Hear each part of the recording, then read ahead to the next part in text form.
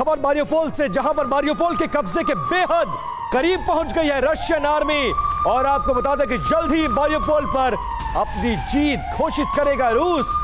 Moscow ship डूबने के बाद गुस्से में थी रूसी फौज और ऑपरेशन मारियोपोल को जल्द खत्म करने की तैयारी में है पुतिन। मारियोपोल वो शहर है जिस पर लगभग 95% तक रशियन आर्मी कब्जा कर चुकी है और यूक्रेन ने भी यह साफ कर दिया कि अकेले मारियोपोल में उसके 21,000 लोग मारे गए हैं और मारियोपोल शहर अब शमशान में तब्दील होता हुआ नजर आ रहा है। उसके बाद रशियन आर्मी पूरी तरह से मारियोपोल पर काबिज हो गई है।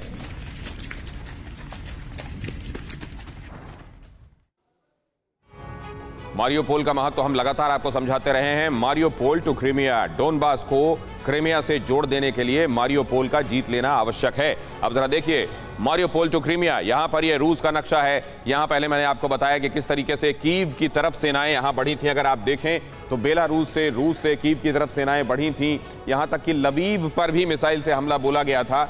और इधर अगर आप देखें क्रीमिया की तरफ से तो खेरसोन में, मेरिटोपोल, मारियोपोल की तरफ ये सेनाएं बढ़ी थी। अब इसको मारियोपोल टू क्रीमिया, यहां पर मैं आपको यह बताने की कोशिश कर रहा हूं कि मारियोपोल, अगर ये जो लुहांस्क और डोनेस्क का इलाका है, अगर इसको सीधे मारियोपोल पर कब्जा कर लिया गया तो जोड़ने में कामयाब हो जाएंगे क्रीमिया से। और ये सी ऑफ अजोव जो है और ये पूरा कोस्टल इलाका, ये पूरा का पूरा चला जाएगा रूस के पास। और यहां अगर कंसोलिडेट कर गए तो अभी तक का जो नुकसान हुआ है, क्योंकि पहले यह हुआ कि जल्दी जल्दी में इन जगहों को स्वायत्त घोषित किया गया, इन जगहों पर अपनी आर्मी भेज दी गई, यूक्रेन को रेजिस्टेंस देना शुरू किया गया यहां पर लुहांस्क और डोनेस्क में, वहां के जो अलगाववादी सरकार है। लेकिन फिर उसके बाद कदम पीछे खींचने पड़े क्योंकि यहां पर कंसोलिडेट किए बगैर आगे बढ़ जाया गया था और फिर रूस के सामने यूक्रेन का रेजिस्टेंस था। यहां पर यही हम आपको समझाने की कोशिश कर रहे हैं कि यहां देखिए आप, खेरसोन पर भी हमले बोले गए। खेरसोन असल में सदर्न पार्ट में एकमात्र ऐसा शहर कहा जा रहा था जिसमें कंप्लीट डोमिनेंस था।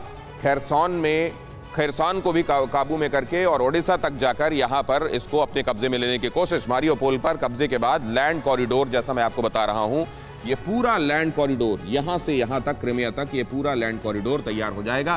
क्रीमिया की तरफ रूस अपनी लैंड फोर्सेस बढ़ा सकेगा, यहां लैंड फोर्सेस बढ़ सकेंगी। पूरे डोनबास रीजन के लिए भीषण जंग की शुरुआत हो जाएगी। और फिर अगर यहां से भी वो अपनी फौजें भेज सका, यहां से तो फौजें भेज ही रहा है, तो इस पूरे इलाके के लिए एक भीषण जंग शुरू हो जाएगी। नए इलाकों को खाली करने का अभियान भी शुरू हो जाएगा। पुतिन दुनिया को अपनी जीत दिखाने के लिए बेताब हैं, क्योंकि अभी तक उस रूस को, जिसको स्ट्रेंथ में, माइट में बहुत ज्यादा आला समझा जा रहा था यूक्रेन के मुकाबले, वो उस तरीके से परफॉर्म नहीं कर पाए हैं।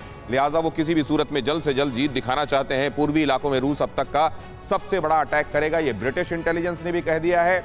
यूक्रेन खुद इस बात को मानता रहा है और अब ये बात स्पष्ट होती जा रही है। परवाह देश की, सोमवार से शुक्रवार रात 10 बजे TV9 भारतवर्ष पर।